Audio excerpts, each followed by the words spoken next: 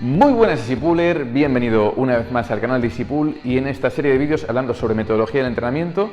Bueno, antes de seguir hablando, si no lo has hecho ya, suscríbete al canal. Bueno, y ahora sí, seguimos con el vídeo.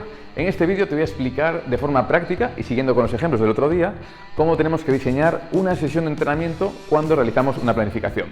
Como vimos en anteriores vídeos, el primer paso era elaborar el mesociclo de entrenamiento, después elaborar los microciclos, que son las semanas de entrenamiento, y por último llegamos al periodo más a corto plazo, como es la sesión. Dentro de la sesión tenemos que diferenciar tres partes principales. En primer lugar, tenemos que diferenciar el calentamiento, que también se conoce con el nombre de activación, cuyo objetivo principal es prevenir lesiones y aumentar el rendimiento en la fase principal, es decir, en la fase que viene después. La segunda fase del entrenamiento sería la fase principal, donde vamos a trabajar los objetivos que nos hemos puesto al inicio del mesociclo. Y por último, la última fase del entrenamiento sería la fase de relajación, la vuelta a la calma, que es esa fase donde pretendemos volver a un estado de reposo, relajar a nuestro sistema muscular y a nuestro sistema nervioso para favorecer la recuperación posterior. En primer lugar, vamos a comenzar por esa fase de activación o fase de calentamiento. Un contenido muy interesante que puedes introducir en esta fase de la sesión es la movilidad articular, especialmente cuando los ejercicios que vas a trabajar en la fase principal necesitan de una buena amplitud de movimiento. Por ejemplo, en el caso de las dominadas o en el caso del pino, necesitamos una muy buena flexión de hombro. Por lo tanto, podemos introducir ejercicios que mejoren la flexión de hombro o incluso la extensión torácica, que también suele ir acompañada con esa flexión de hombro, es decir, la una se complementa con la otra. Por ejemplo, en el caso de la sentadilla pistol, que necesitamos una buena dorsiflexión y una buena movilidad de cadera, sería interesante que ese día introduzcamos ejercicios para mejorar esa dorsiflexión y ejercicios para mejorar la movilidad de cadera. Especialmente si no tienes movilidad, piensa que trabajar esto antes de la sesión va a potenciar mucho más el ejercicio de la fase principal. Por lo tanto, es muy importante que analices si tienes un déficit en esa movilidad y que después lo trabajes en el calentamiento.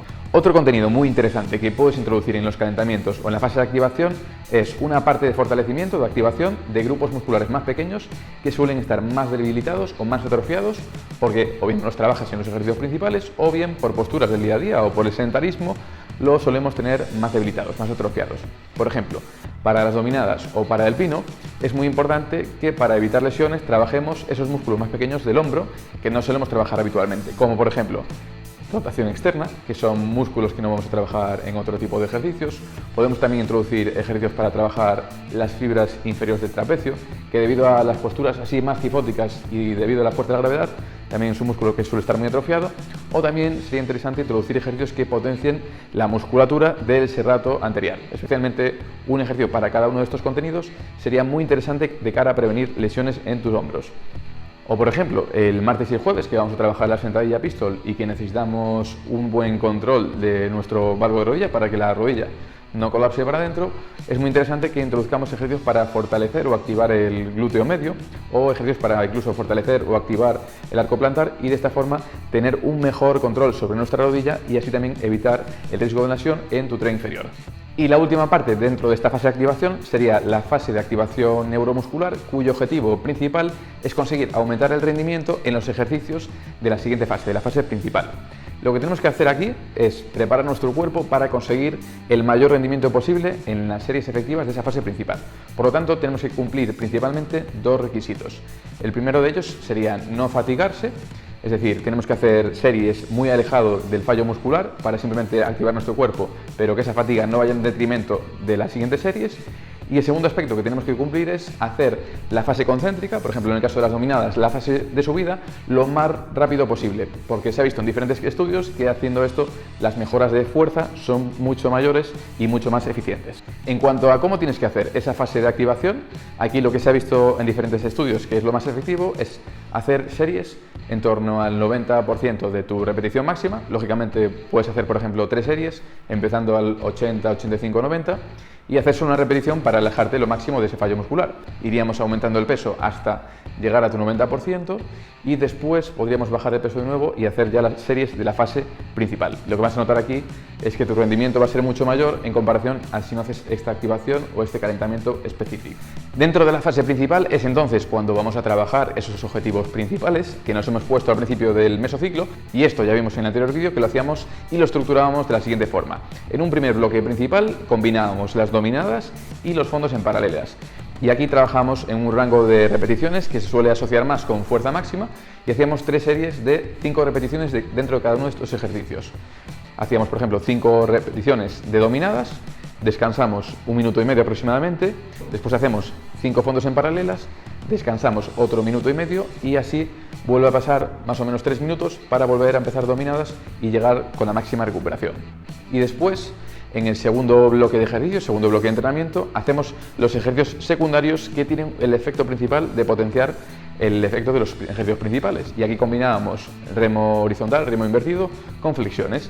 Lo que habíamos hecho aquí y habíamos decidido era trabajarlo con un rango de repeticiones que se suele asociar más para la hipertrofia muscular de cara a favorecer el desarrollo de esos grupos musculares implicados en los anteriores ejercicios y de esta forma potenciar el efecto de los objetivos del entrenamiento.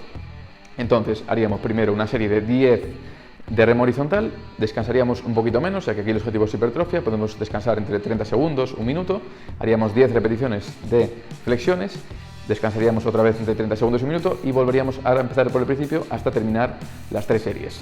Y por último, la última fase del entrenamiento sería la fase de relajación, donde el objetivo principal es devolver a nuestra musculatura y a nuestro sistema nervioso a un estado de reposo y especialmente el objetivo es que favorezcamos la recuperación posterior para poder afrontar la siguiente serie con el mayor rendimiento posible.